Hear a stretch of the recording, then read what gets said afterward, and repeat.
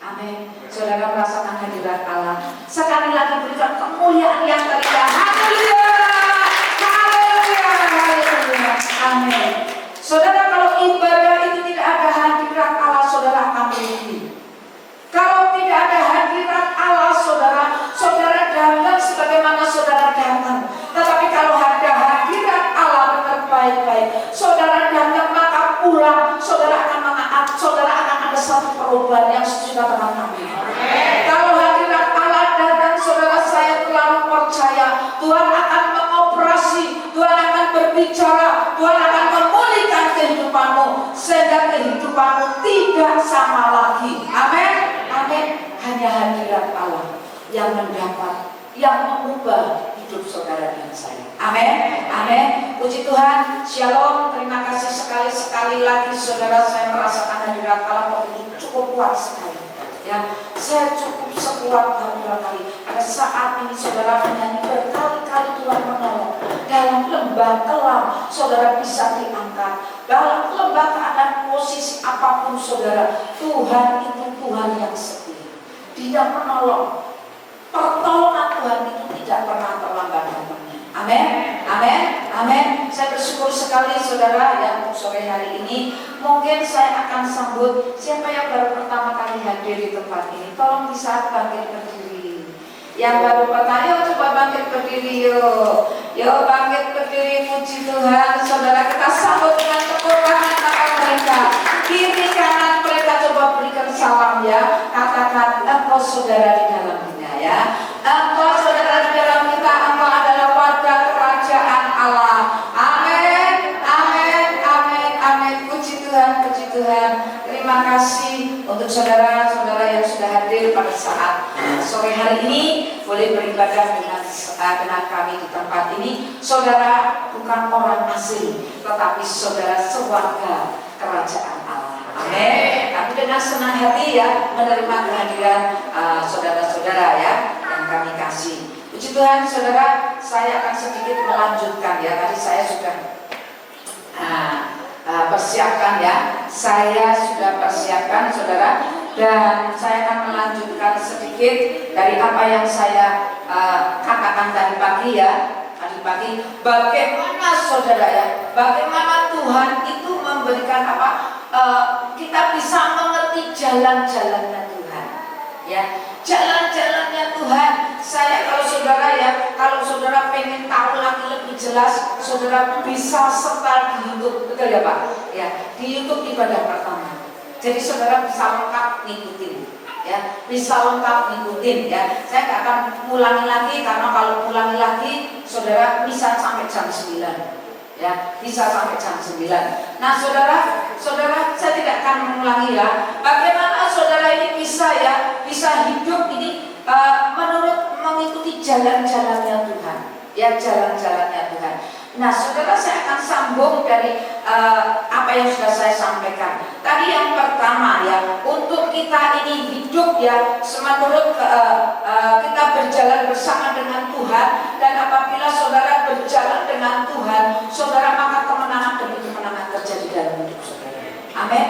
Kalau saudara sungguh-sungguh fokus mencari Tuhan, saudara bukan mengharapkan mujizat-mujizat saja, tetapi fokus dia sang pembuat mujizat, maka saya percaya kalau engkau ketemu dengan Tuhan, maka hidupmu diubah. Amin. Hidupmu diubah. Tetapi kalau engkau datang tidak ketemu Tuhan, ya saudara akan mengatakan aku masih seperti yang dulu. Nah saudara ada perubahan. Tapi pada saat saudara ada di dalam bait Allah, ada di rumah Tuhan, saudara merasakan hadirat Allah. Saya tahu saudara ini ya, roh saudara tetap nyambung. Jiwa saudara pun saudara mendapat kelegaan. Jiwa saudara pun dijamah oleh Tuhan. Jiwa saudara pun akan mendapatkan kemenangan. Amin. Amin. Nah saudara, di sini dikatakan tadi yang pertama adalah fokus kepada Tuhan. Ya, kita punya fokus kepada Tuhan apapun kondisi situasi yang ada.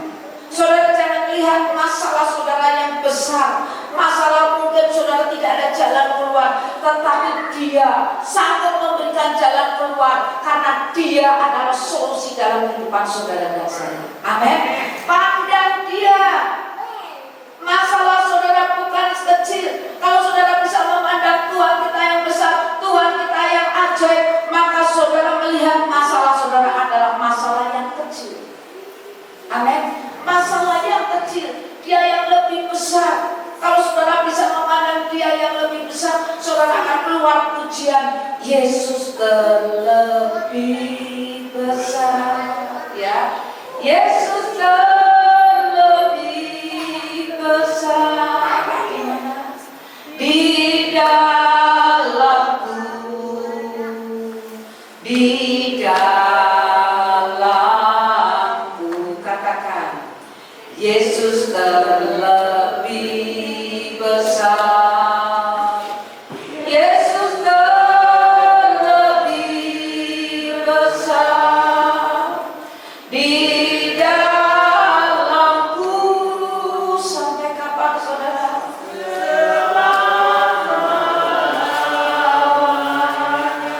Amin. Di dalam saudara sampai selama-lamanya, gak pernah berakhir. Amin. Amin. Tapi banyak kan saudara-saudara memandang masalah saudara lebih besar daripada Yesus yang lebih besar. Amin. Ini loh saudara, pandang Yesus mulai malam hari ini, bahwa Yesus yang lebih besar. Jadi fokus bukan kepada masalahnya, tetap fokus kepada Tuhan. Amin. Fokus kepada Tuhan. Saudara fokus kepada Tuhan. Oleh sebab itu saudara ya, kalau saudara ini fokus kepada Tuhan, maka saudara ini akan akan benar-benar pembelaan Tuhan itu nyata. Pembelaan Tuhan itu nyata. Satu contoh di dalam firman Tuhan, di dalam 2 Tawarik pasal yang kedua, pada saat Raja Yosafat itu diserang oleh tiga musuh saudara ya, 3 musuh. Kita mau buka dulu saudara ya, Yosafat 2 Tawarik pasal yang ke-20, saudara perhatikan ya, 2 Tawarik pasal yang kedua, 2 Tawarik saudara pasal 20. 2 Tawarik pasal yang ke-20, saudara perhatikan di situ. Ayat yang pertama. Saudara, akhir pemerintah Yosafat. Nanti saya akan lompat. Saudara pasti pernah mendengar cerita Yosafat ini ya. Yosafat pada sini. Yang saya ingin sampaikan kepada saudara ini, bagaimana Raja Yosafat pada saat dia menghadapi musuh, tetapi dia tidak melihat musuhnya yang lebih besar menakutkan, tetapi justru dia akan fokus kepada Tuhan. Ya, akan fokus kepada Tuhan. Nah, saudara, di sini dikatakan setelah itu Bani Moab dan Bani Ammon datang menyerang melawan berperang melawan Yosafat bersama-sama sepasukan orang Meomin. Saudara, di sini dikatakan ayat 2. Datanglah orang memberitahukan kepada Yosafat satu laskar yang besar. Saudara, laskar ini besar ya, datang dari seberang laut Asin, dari Edom, menyerang tuanku. Sekarang mereka ada di Hasasin Tamar dan di En-Gedi. Saudara, tiga bangsa ini melawan Raja Yosafat. Raja Yosafat ada orang, mungkin Raja Yosafat ada 3 bangsa yang melawan, yang besar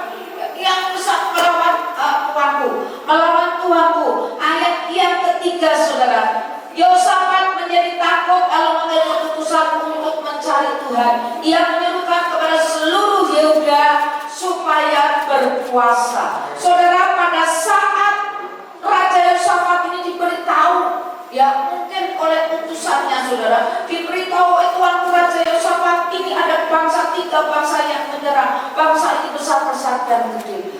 Yang pertama yang ditangkap oleh Raja Yosafat, dia ketakutan sebagai manusia itu lumrah. Ya, ketakutan, ada rasa takut. Tetapi saudara perhatikan, Raja Yosafat ini benar-benar takut akan Tuhan, cinta akan Tuhan. Raja Yosafat tidak merendahkan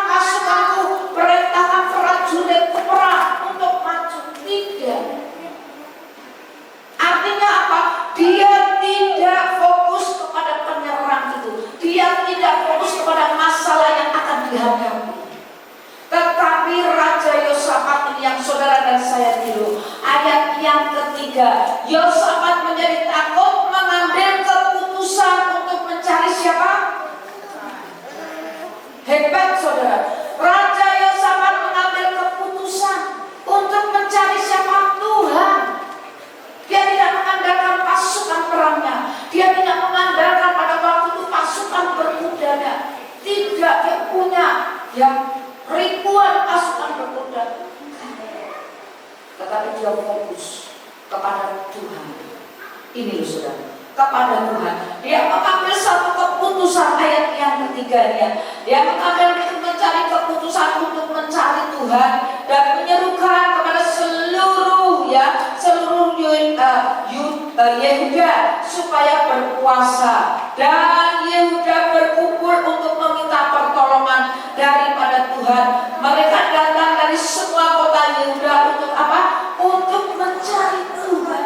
Saudaraku, dia seorang raja, seorang pemimpin yang dihormati, yang menjadi teladan dan takut akan Tuhan. Pada saat dia menyerukan kepada seluruh rakyatnya, dan rakyatnya begitu hormat, rakyatnya begitu takut. Maka dikatakan kita berpuasa bukan berarti puasa itu mogok makan. Karena apa? Karena ini ada orang yang menyerang, ada lawan yang besar. Tidak. Berpuasa itu sungguh-sungguh merendahkan diri, mengosongkan diri. Hanya Tuhan pertolonganku, hanya Tuhan yang membela aku dari semua masalah ini, dari musuh-musuh. Semua rakyatnya, antara Raja Yosafat dengan rakyat ada satu hubungan yang indah, hubungan yang ada kesatuan yang benar-benar terjaga, terpelihara. Di mana ada kesatuan, disitulah pembelaan Tuhan ada. Di mana ada kesatuan, disitulah ada kemenangan, saudara. Maka saudara, rakyat ini saudara bersatu berpuasa. Berpuasa, ayat berikutnya saudara, ayat berikutnya. Lalu Yosafat berdiri tengah-tengah jemaat Yehuda dan Yerusalem di rumah Tuhan di muka pelatarannya. Saudara, dia sebagai pemimpin, dia bertanggung jawab dengan musuh yang akan datang. Dia berdiri, dia mengajak seluruh jemaatnya. Dia berdiri di mana? Di rumah Tuhan. Mari dia katakan, mari kita akan berdoa, mari kita berseru kepada Tuhan. Hanya tempat pertolongan, tempat perlindungan adalah hanya Tuhan. Saudara, lalu lompat saudara ya, lompat ayat yang ke-9 saudara ya, ayat yang ke-9 saudara ya.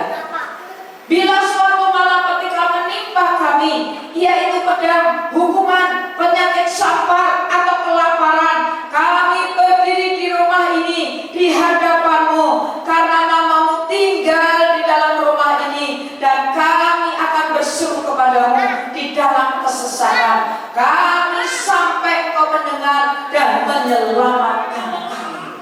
Maulah berkali-kali kau menolong ya, dalam suka dalam suka dan duka saudara. Masuk dalam keadaan sampai Tuhan menjawab. Wah, luar biasa saudara. Di sini dikatakannya, bila suatu malapetaka menimpa kami, yakni pedang. Saudara, malapetaka, pedang itu peperangan ya, penghukuman, penyakit sampar atau kelaparan, kami akan berdiri di mana? Di muka rumah ini di hadapanmu karena namamu tinggal di dalam rumah ini, dan kami akan berseru kepadamu dalam kesesakan kami sampai engkau menyelamatkan kami. Saudara, dia begitu yakin, dia begitu percayanya kepada Tuhan, percayanya kepada Tuhan. Dan Tuhan, apabila kelaparan, pada kesesakan itu menimpa kami, saudara, aku akan tetap berdiri. Ada satu kesetiaan, ada satu komitmen, kepercayaan yang dipegang oleh Raja Yosafat sampai engkau mendengar. Pertanyaannya, kalau saudara punya masalah dan persoalan dalam kehidupan saudara, berapa lama saudara akan berdiri di depan? Berapa lama saudara akan bermesbah.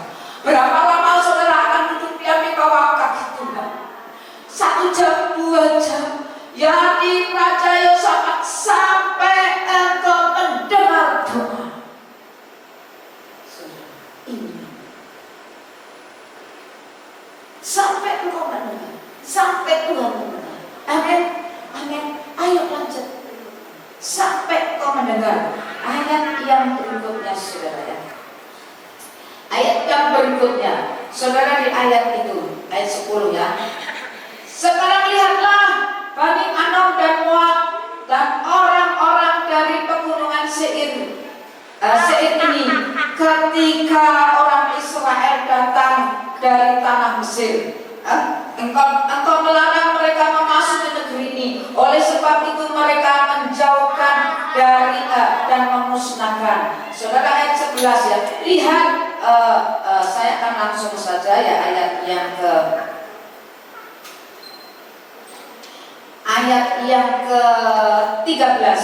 Sementara itu seluruh Yehuda berdiri di hadapan Tuhan, juga segenap keluarga mereka dengan istri dan anak-anak mereka. 14. Lalu Yahasiel bin Sakaria bin Binaya bin Mataya, seorang Lewi dari Bani Asaf, dihinggapi roh Tuhan di tengah-tengah jemaat.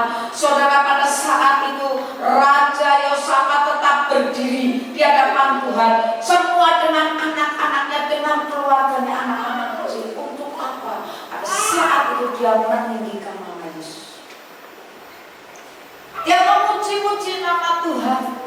Bani Asaf, Bani Lewi ini, saudara, ini adalah orang-orang ya, orang-orang penyembah. Lalu di sini dikatakan dihinggapi roh Allah di tengah-tengah jemaat. Ayat yang ke-15. Dan berseru, cakar hai seluruh Yehuda, penduduk Yerusalem dan tuanku Raja Yosafat, beginilah firman Tuhan kepadamu, jangan kamu takut dan terkejut karena laskar besar itu, sebab bukan kamu yang akan berperang, melainkan Allah. Yang setuju katakan amin. Lebih kencang lagi amin. Lebih kencang lagi amin. Nah, yakin saudara, bukan saudara yang menghadapi. Tadi pagi saya sudah katakan, jalanmu bukan jalannya Tuhan, pikiran kita bukan pikirannya Tuhan. Ya, buka jalan saat ada jalan. Amin. Bukan lagi kamu Yosafat dan pendudukmu, tetapi aku yang berperang menggantikannya. Ini loh ya. Dia Allah yang akan berperang. Bahkan dengan bagaimana caranya Allah berperang, itu cara Tuhan. Bagi Tuhan tidak kurang cara. Saya tadi katakan, kita ini bukan apa? Bukan di dalam apa? Kita ini punya satu apa? Apa Pak? Lupa saya. Nah, kita ini saudara, kita ini ada di dalam supranatural, bukan supranatural dan natural. Cara Tuhan berperang, saudara, tidak bisa kita pikirkan.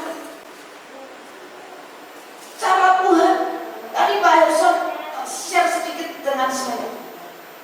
Ya, kita cerita tentang Timus, ya.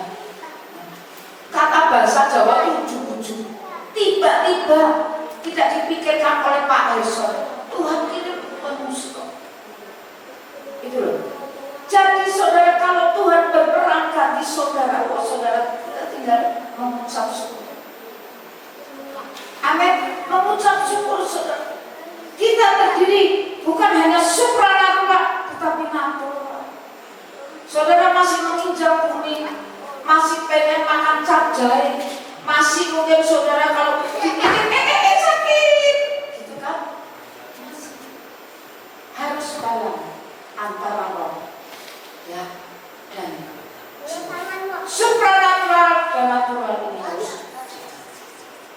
balance. Tetapi kalau saudara roh, terus saudara lihatnya roh, bukan melihatnya roh yang baik-baik, tetapi setan menakut-nakutin, saudara ini. Alkitab menulis bahwa Tuhan tidak pernah memberikan roh ketakutan, satu. Roh keberanian yang mendatangkan damai sejahtera dan sukacita yang tepat. Ini ya. Jadi saudara, ini Yosafat ini saudara, jadi dia pada fokus kepada Tuhan ya. Jadi pikiran yang kita bisa, pikiran manusia itu, iya saudara, kita Tuhan memberikan bahwa pencobaan yang kamu alami tidak melampaui kekuatan kita ya. Kita terbatas, Tuhan itu terbatas.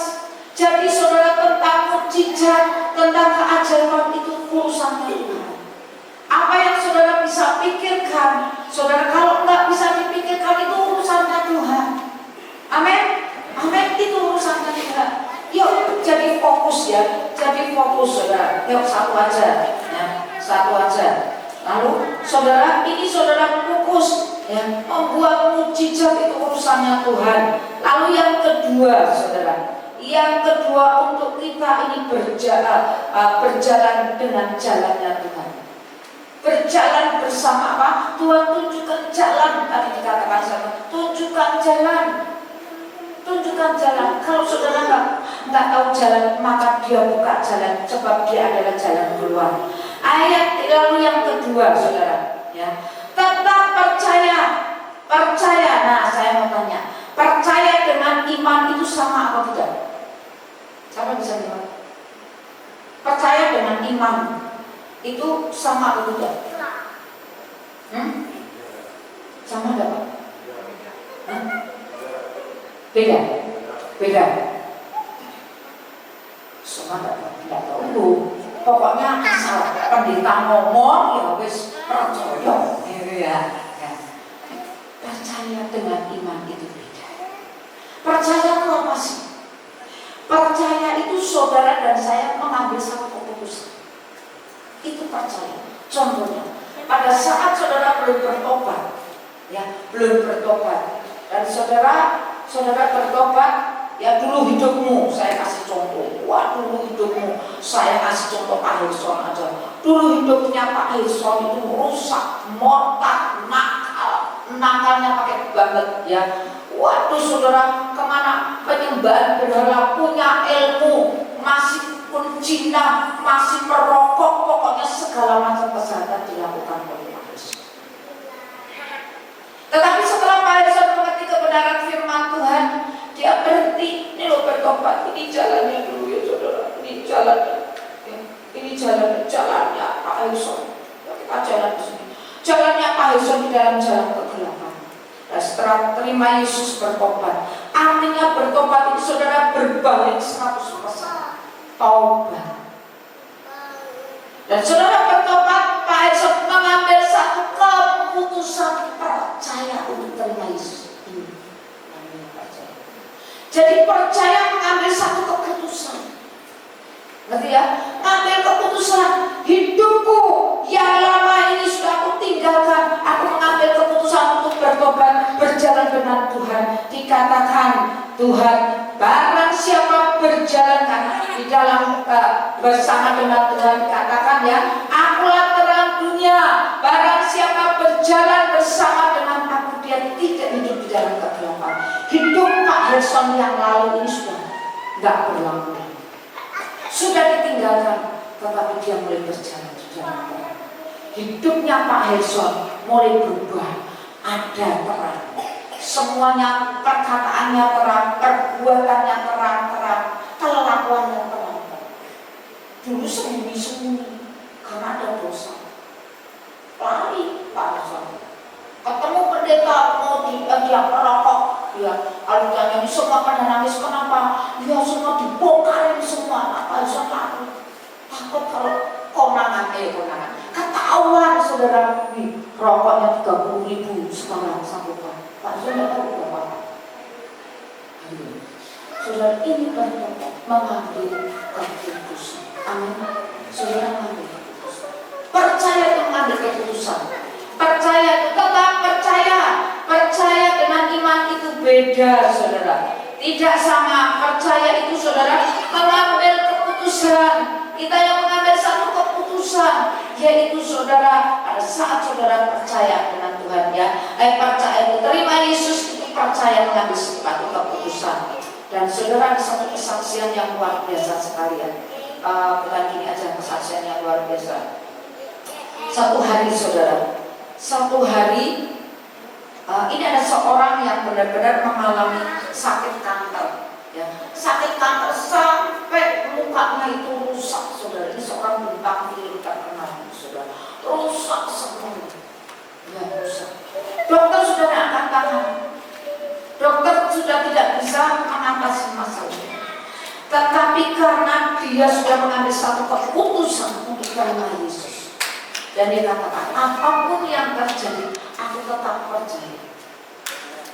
Walaupun Tuhan tidak menolong, walaupun Tuhan tidak menyembuhkan, aku tadi pujian tadi berkali-kali dalam lembah kelam.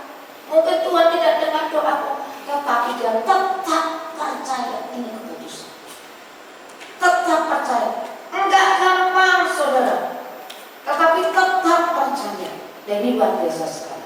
Sehingga saudara, keluarganya waktu itu yang belum bertobat, dia dibawa, saudara, dibawa ke rumah sakit, diperiksa, dikira dia itu gila, ya. Dengan kepercayaan yang dia ambil. Tetapi dia diperiksakan, saudara ya, jiwanya diperiksakan, dokter mengatakan dia normal, bukan gila. Dan pada saat itu, ya, saat itu satu keluarga ini bertobat karena melihat kepercayaan yang dia pegang.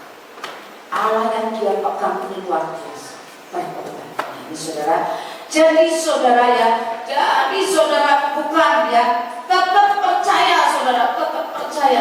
Kita akan bukan di dalam Roma pasal 4 ayat 18. Roma pasal 4 ayat 18.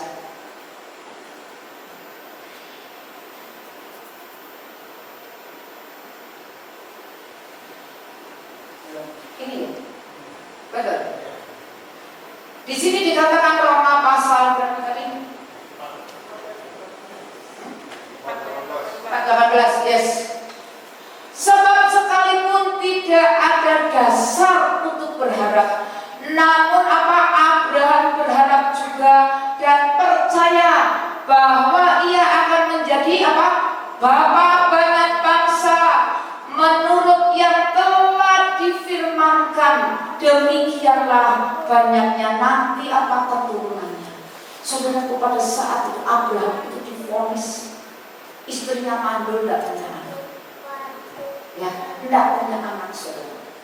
Sampai usia tuanya mungkin 100 lebih ya, Pak Abraham ini saudara. Saya tidak bisa bayangkan kalau Bu Sarah ini sudah umur 100 hamil saudara. Orang yang umurnya 100 itu mungkin jalannya sudah tidak tegak lagi. Tapi saudara, dia masih gendong gerabeng gitu saudara. Orangnya gitu.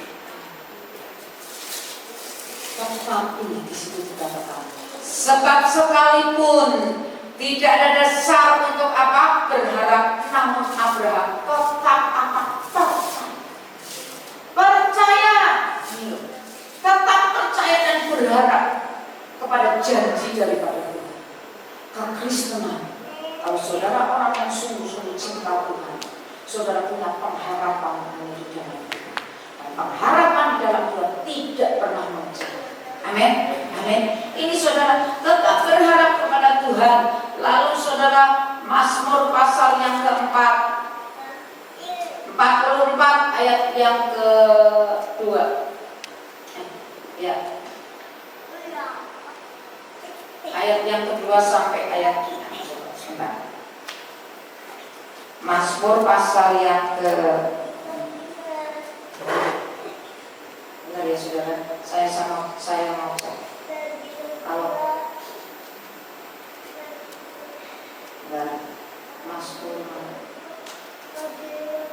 Mazmur pasal 44 ayat yang ke-7.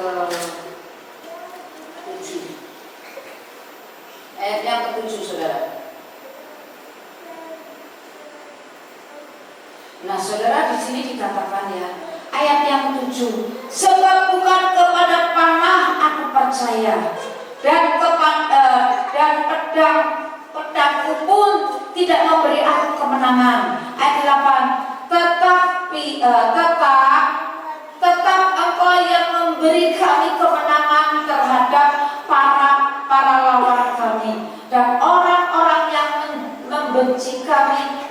memberikan malu. Saudara, maksudnya begini, pada saat ini saudara dia sedang Daud ini sedang berperang, tetapi bukan kepada panah dan panah aku percaya. Jadi kepercayaan pasukan itu bukan pada panahnya aku percaya, dan bukan kepada pedang pada saat dia perang. Tetapi kepercayaannya ini saudara, dan pedang pun tidak memberi aku kemenangan. Ayat yang ke-8, tetapi Engkaulah yang memberikan kami kemenangan terhadap para lawan kami. Ini loh saudara, dia tidak mempercaya dengan pedang dan dengan panahnya. Ini senjata. Dia tidak mempercayai, tetapi aku mempercayai Tuhanku yang memberikan kemenangan. Kekuatan kita tidak bisa kita hanya kekuatan. Kalau engkau berharap kepada Tuhan, sekali-kali saudara tidak pernah dipermalukan. Amin. Amin. Jadi tetaplah percaya. Tetap percaya akan firman Tuhan. Tetaplah engkau percaya saudara. Percaya kepada Tuhan. Karena ini saudara, firman Tuhan di dalam Mazmur 56 ayat yang ke-4, tetaplah percaya. Tetaplah percaya. Apapun kondisi situasi yang menekan situasi kondisi saudara, firman Tuhan tetap percaya. Amin. Tetap percaya. Tetap percaya saudara. Tetap percaya. Nah, bedanya percaya dengan iman itu apa? Saudara, percaya dengan iman. Sebetulnya iman itu gabungan antara percaya dengan satu tindakan. Sebab firman Tuhan dikatakan ya, iman itu saudara ya, iman itu tanpa perbuatan hakikatnya mati.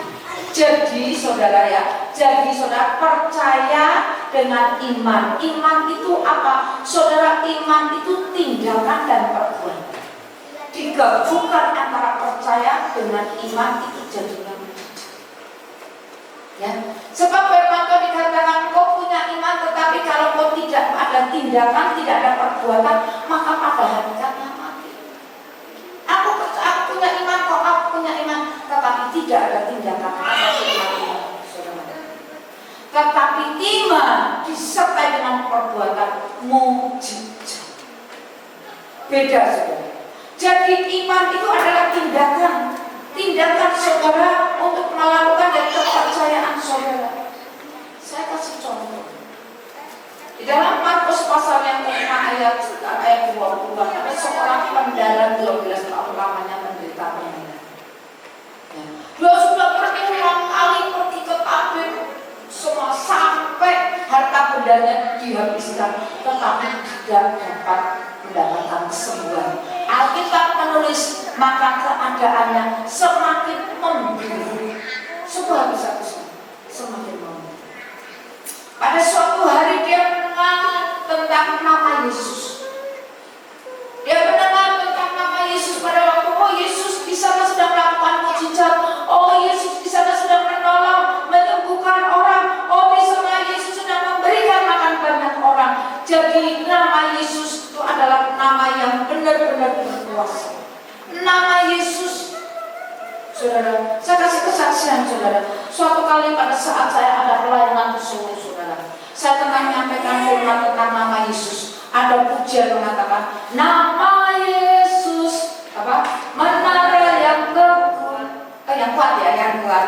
Nama Yesus kota benteng yang teguh. Nama Yesus kalahkan semua musuh. Nama Yesus di atas segalanya. Nama Yesus di atas segala-galanya.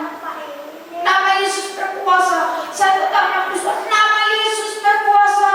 Tidak ada dapat yang mengalahkan nama Yesus. Iblis pun tahu bahwa nama Yesus itu berkuasa.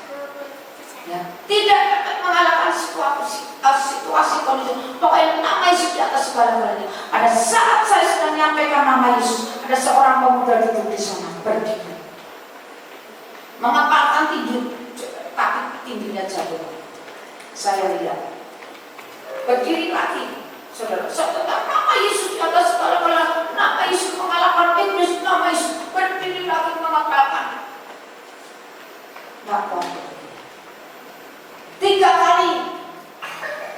pemuda itu berdiri.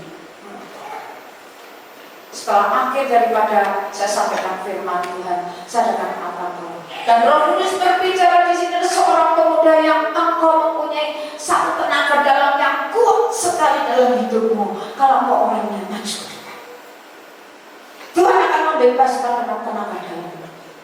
Saudara, apa yang terjadi? Pemuda yang 3 kali mengapalkan tinju maju, saudara, maju. Dengan gemeteran saudara. Saya pikir sebagai hamba Tuhan dijamah Roh Kudus. Sebelum telapak tangan dijamah oleh Roh Kudus. Dan benar saudara, saya mau dekati perangkat ini pemuda ini. Kalau nama Tuhan Yesus, kuasa Tuhan bekerja, belum dia jatuh. Ya. Dia jatuh saudara, sampai saudara ya, semua sudah selesai tapi dia kondisi masih jatuh. Saya buka matanya, ya.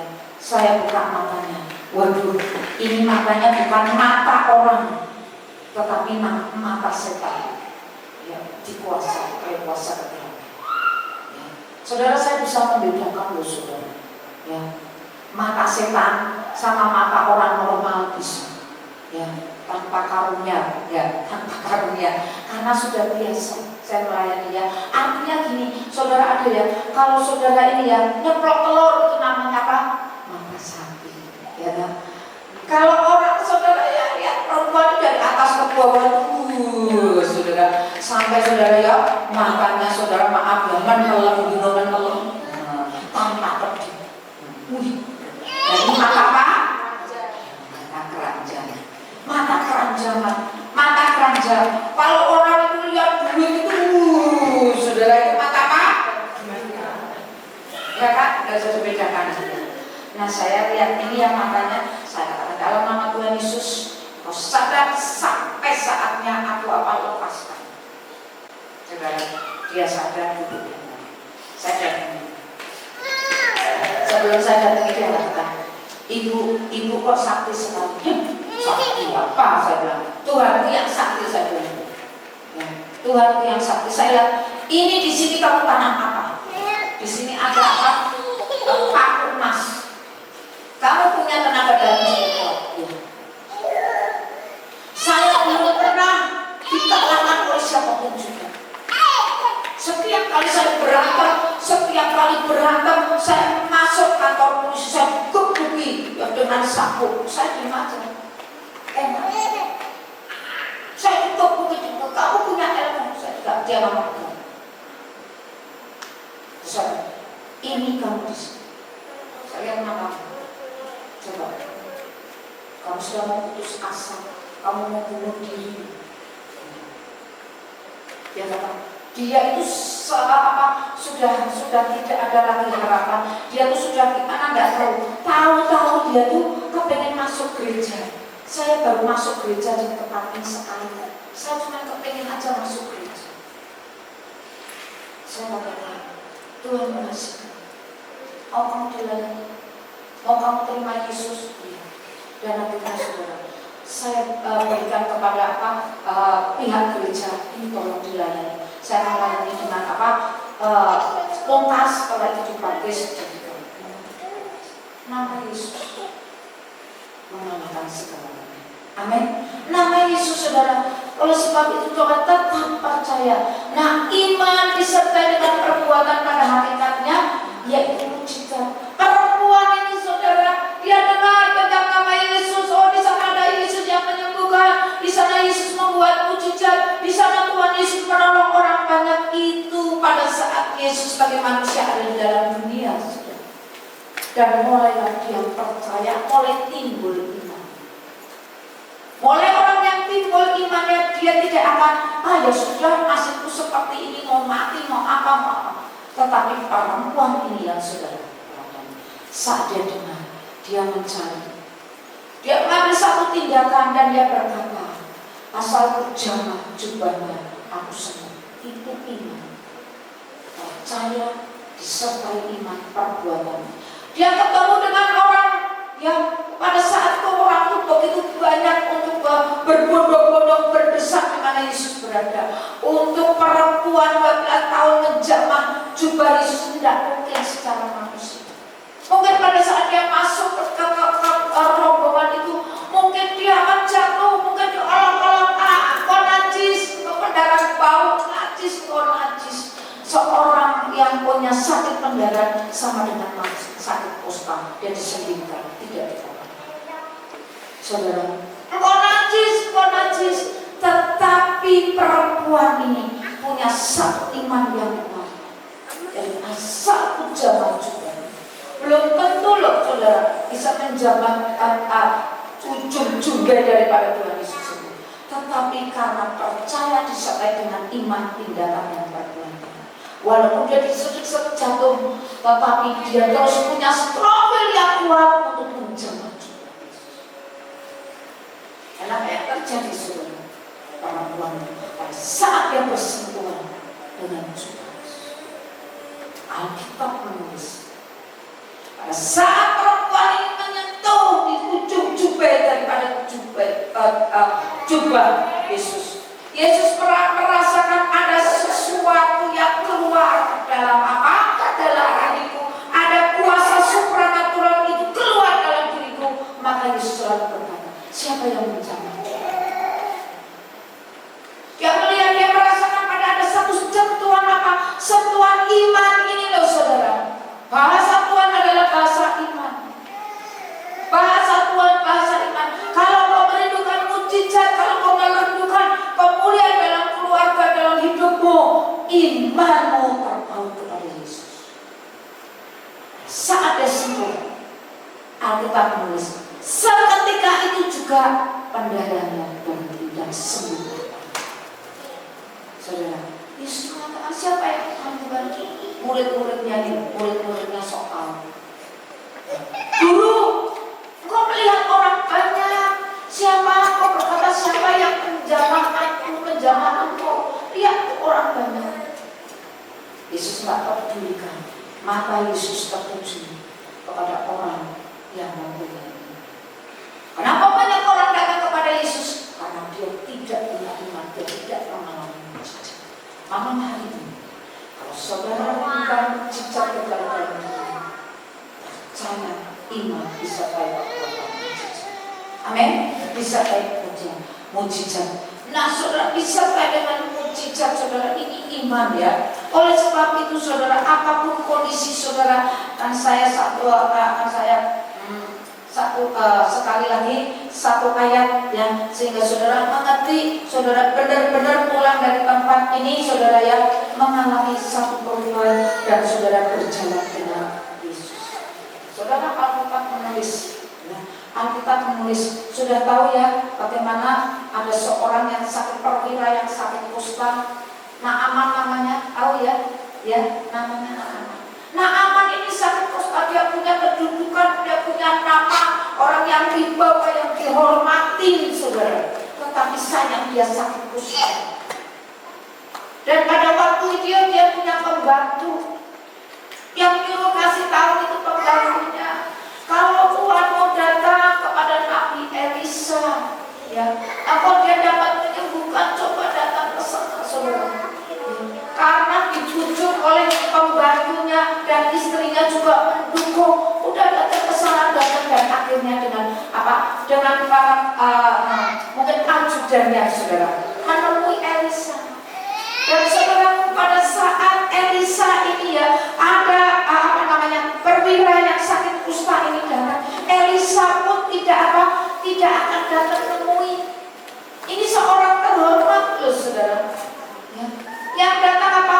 Pembantunya Elisa menemui ini tadi Naaman.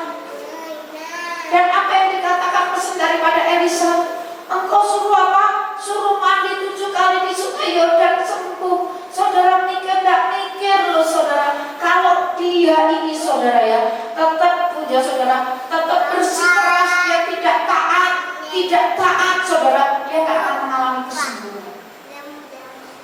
Tapi karena ketaatannya ini saudara dipucuk saudara, dia katakan pikirnya Elisa datang tumpang tangan sembuh, tetapi suruhannya yaitu Gehazi ini saudara, kamu harus mandi di sungai Yordan. Sungai Yordan itu kotor sekali saudara. dibujukin. Tidak apa-apa, kamu coba aja. Itu tantangan saudara, iman saudara. Iman dia percaya tapi imannya belum kuat. Tapi pada saat itu dibujuk, saudara mandi ke sungai Yordan. Mungkin amatnya sampai kalau aku tidak sembuh, aku mau penggal kepalanya. Itu saudara. Mungkin bisa itu kotor sekali. Ini orang pejabat, orang penting saudara. Ya, sekali lagi mungkin itu ya, yang lain itu saudara sebagai skuter, ayo 1, 2, 3, lagi Pak Naaman, lagi Naaman sudah kok masih 3 kali masih ada musibahnya. Pak Aman 7 kali, ayo Pak Aman, belum lagi sudah. Dan yang ke-7 kali, saudara, Tuhan bahasa Tuhan bahasa. Amin. Malam hari ini, kalau saudara menyerahkan hidup saudara, mujizat masih berlaku. Saudara tidak tahu, tapi saya digerakkan. Tadi ada beberapa ayat. Boleh sebentar lagi ya Pak? Mau jam berapa? Mau terus sama berhenti? Terus ya, 1 ayatnya. Setelah itu saya selesai ya. Selesai. Ya, sekali-kali makan kenyang sekali ya, makan kenyang ya. Saya tahu bahwa saudara nanti akan punya roh haus dan lapar. Nah saudara ya, haus dan lapar ibadah saudara belum pernah tahu. Saya itu pernah ibadah doa 24 jam banyak saudara. 24 jam enggak banyak, artinya mungkin berapa kali ya, setiap sesi itu 2 jam gitu saudara di musibah. Tapi terus dalam penyembahan saya firman, teman saya firman, jadi berulang kali 24 jam. Enggak ngantuk saudara, enggak ngantuk.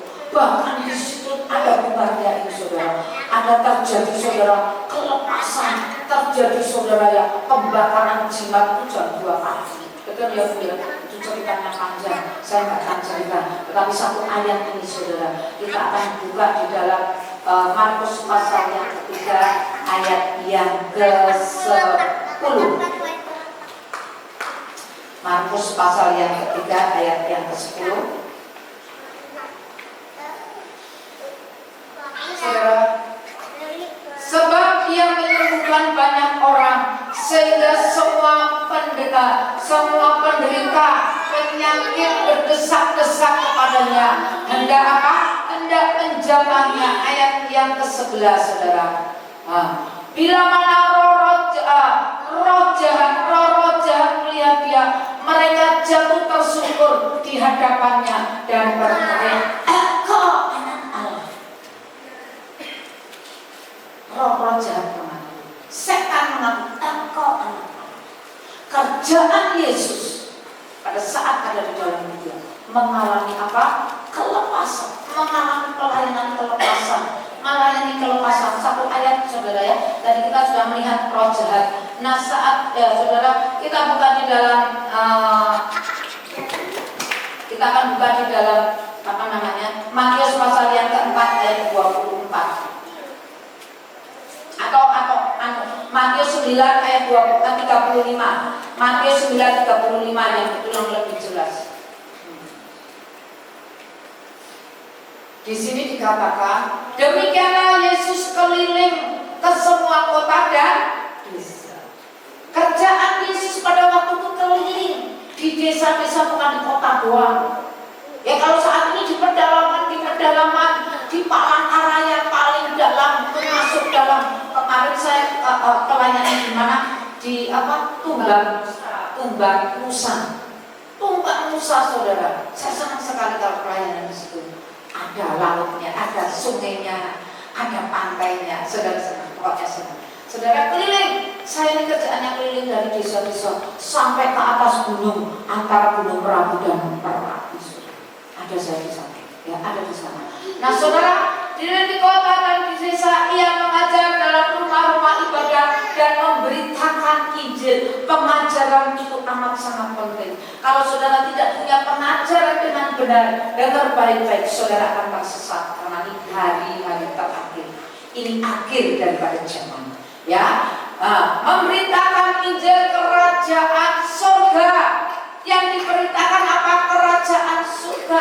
Kemarin pada saat saya ada di Tumbang Nusa, Tumbang Nusa, saudara, saya katakan, ibu-ibu, saya datang membawa kabar sukacita. Kami membawa kabar baik karena apa? Yesus datang ke dalam dunia membawa kabar sukacita, membawa kabar baik. Kita datang membawa kabar baik, bukan kabar menakutkan, bukan kabar menyedihkan. Ini yang Yesus lakukan, ya, memberitakan Injil kerajaan surga, serta melenyapkan, ya, serta melenyapkan segala penyakit dan kelemahan. Ayat yang berikutnya, saudara, melihat orang banyak itu, tergeraklah hati Yesus oleh karena belas kasihan kepada mereka, karena mereka telah apa? Telah lelah dan terlantar seperti domba yang tidak bergembala. Hari-hari terakhir, saudara, banyak orang mengalami kelelahan di dalam tubuh, bukan hanya tubuh, tetapi di dalam jiwa, di dalam roh. Dan di sini dikatakan dia seperti, ya, karena mereka lelah dan terlantar seperti domba yang tidak bergembala. Ada banyak orang-orang Kristen tidak digembalakan, bingung mau masuk mana, ya kan? Bingung. Dengar baik-baik.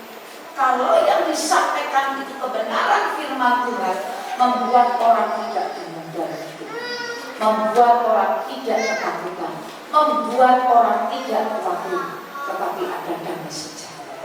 Amin. Amin. Saudara, hari ini saudara rindu, saudara mengalami satu perubahan, satu terobosan dalam kehidupan saudara-saudara. Anak-anak untuk Bapak, pilukan saya, Tuhan Yesus, malam hari ini aku rindu mengalami terobosan dalam hidupku, mengalami kelepasan dalam hidupku.